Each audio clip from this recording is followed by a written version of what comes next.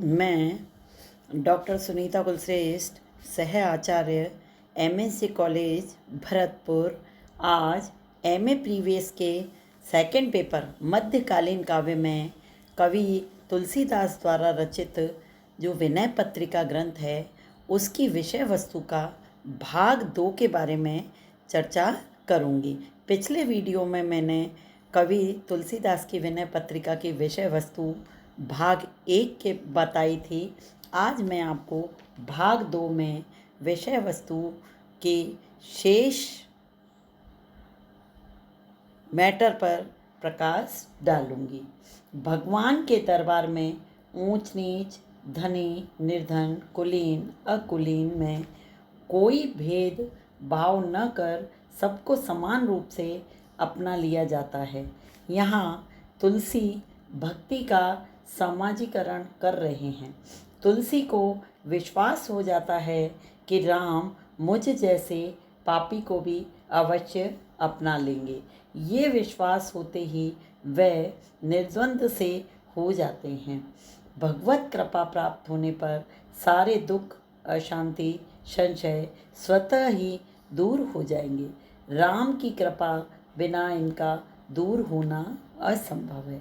तुलसी ने कहा है, तुलसीदास प्रभु तव प्रकाश बिनु संशय टरे न टारी।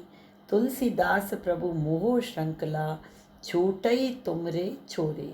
परंतु फिर वही प्रश्न आ खड़ा होता है कि भगवत कृपा प्राप्त कैसे हो। दुर्लभ मानव शरीर पाकर भी ये मन विषयों के प्रति अपने अनुराग को नहीं छोड़ना चाहता और जब तक ऐसा नहीं होता तब तक प्रभु कृपा नहीं करेंगे। इसीलिए तुलसी फिर अपने मन को समझाने में व्यस्त हो जाते हैं कि राम के शरण में जाने से ही तेरा कल्याण होगा। जपे नाम करही प्रणाम, कही गुणग्राम रामई धरी हिये। तुलसी राम के उदार स्वभाव, भक्त वत्सला, कृपा वत्सलता, कृपा आदि का स्मरण करते हैं। दीन दयाल दुरित दारिद दुख, दुखी दुसह ताप कही है। देव द्वार पुकारत आवत, सबकी सब दुख भई है। ये सोचने पर भी तुलसी को पूरा ढांढस नहीं बन पाता। मन को वश में करने के उनके सारे प्रयत्न निष्फल हो जाते हैं। अब तो केवल राम स्वयं ही उनके हृदय में आकर निवास कर रहे हैं, तभी ये मन वश में हो सकेगा। हारी पर्यो करी जतन बहुत, विधि ताते कहत सवेरो। तुलसीदास ये त्रास मिटे जब, हृदय करऊं तुम डेरो। परंतु राम आखिर उनके हृदय में निवास क्यों करने लगे। तुलसी धीरे धीरे विनय पत्रिका के मूल संदेश तक आते जा रहे हैं। राम की भक्ति करना कोई बच्चों का खेल नहीं है। कवि ने कहा है, रघुपति भगत करत कठिनाई, कहत सुगम करनी अपार। जाने सोई जेहि बनी आई। इसके लिए वैराग्य की भावना उत्पन्न होना अनिवार्य है। इसी बात को तुलसी अपनी अभिलाषा के रूप में इस प्रकार व्यक्त करते हैं। कबहु हो ये रहनी करे रहेगो, श्री रघुनाथ कृपाल कृपाते, संत स्वभाव गहे। परिहरि देह जनित चिता, सुख दुख समबुद्धि सहे गो। तुलसीदास प्रभु ये पथ रही, अविचल हरि भक्ति लहेंगो। तुलसी का मूल उद्देश्य यही है। यदि संपूर्ण मानव समाज इस जीवन को अपना ले तो संसार की सारी विषमताएं दूर हो जाएंगी और भक्तों की भाषा में भक्तों को राम की कृपा प्राप्त हो जाएगी। राम की कृपा प्राप्त करने से तुलसी का अभिप्राय इसी प्रकार के जीवन से है जो उच्चतम मानव जीवन का आदर्श है। यही राम की भक्ति प्राप्त करना है, यही वह मुक्ति है। तुलसी ने इसीलिए सांसारिक विषयों को त्याज्य माना है, क्योंकि वे मानव को सहज मानव नहीं बना रहना देने देते।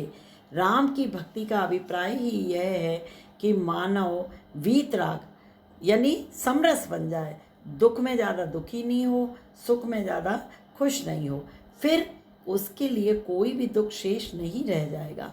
सांसारिक आकर्षण दुराशा के समान दुखदायी है, इसलिए उसका त्याग करना पहली शर्त है।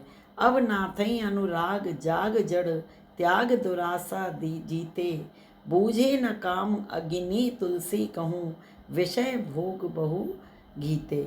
परोपकार करना ही वेदों का सार है। काज कहा नर तनु धरि सार्यो, पर उपकार सार श्रुति को जो धोख्यो ना विचार्यो। यदि मानव वेदों के इस सार को समझ लेता है तो उसे इतना दुख कभी नहीं भोगना पड़ता। परंतु तुलसी राम की ही शरण क्यों चाहते हैं? इसका उत्तर यह है कि राम उनके आदर्श मानव हैं। तुलसी राम के व्यक्तित्व में आदर्श मानव का रूप देखते हैं और जानते हैं कि यदि सभी मनुष्य उसी आदर्श जीवन को अपना लें तो मानवता सुखी इन से हो जाएगी, सारी विषमताएं नष्ट हो जाएंगी।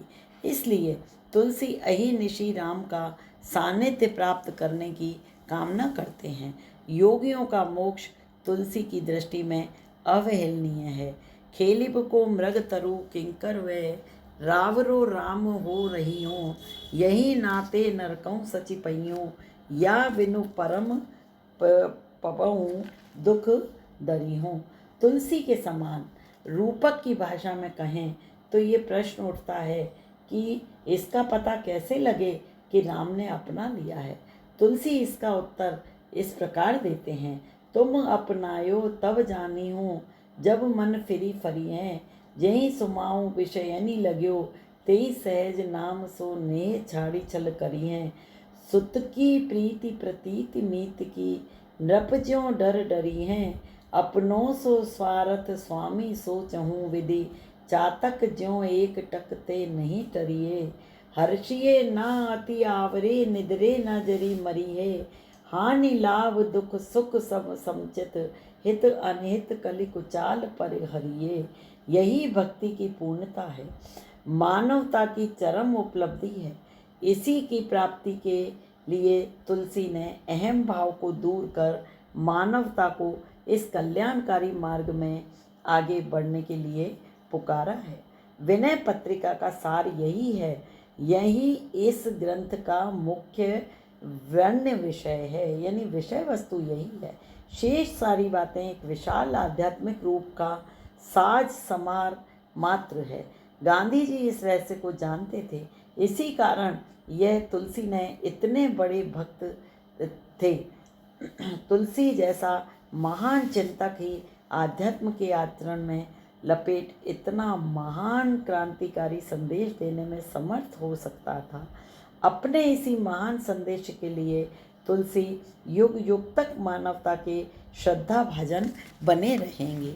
हिंदी साहित्य में कवि तुलसी की जो स्थान है वह अन्य कवि के लिए दुर्लभ